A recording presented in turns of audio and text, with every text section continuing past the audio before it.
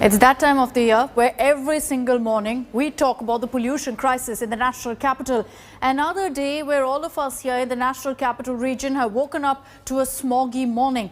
And amid this crisis, you've got the Supreme Court intervening, and that's prompted the centre to be calling for an emergency meeting today. Now, the reason this particular meeting is very crucial is you're going to be seeing all states come together on one table and discuss the issue at hand.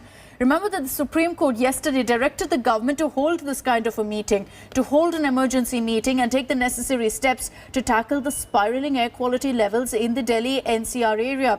The key takeaways from the Supreme Court hearing yesterday included a possibility of a lockdown in Delhi, work from home for employees in Delhi-NCR, and even the possibility of the odd-even rule returning in the national capital.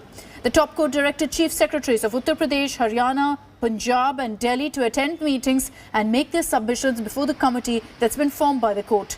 The reality on the ground is that people continue to breathe in toxic air. Delhi's air quality hovered at around 331, the very poor category. Noida, Gurugram too were in the very poor category.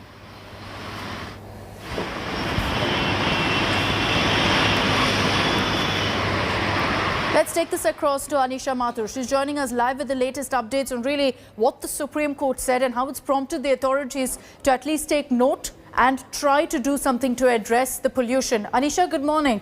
Sum up for us really what the Supreme Court had to say yesterday, because, you know, the top court didn't just pull up the Delhi government. They pulled up the centre. They said all states must work together and said that this is clearly the need of the hour. Well, as the Supreme Court was very clear yesterday that they are not happy with the way the executive governments, not just at the Delhi government level, but at the NCR states and the central level are handling this pollution crisis. If you can see the visuals behind me, despite the fact that I'm in an area covered with trees, the entire place is covered in smog. The Delhi again woke up to an AQI level that is on very poor category, and it has been that way for the last several days. Now, what the Supreme Court has said is several things. First of all, stop pointing the blame only at the crop residue burning.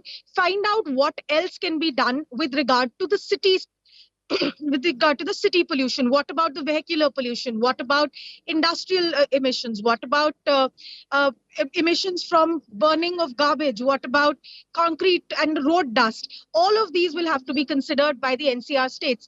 In addition, Haryana and Punjab were also under fire for failing to control the crop residue fires in their states. The court has questioned whether enough is being done to incentivize farmers to stop burning the crop residue, particularly as the farmers will need financial support as well as mechanized machinery, which will help them in actually collecting all the crop residue and disposing of it.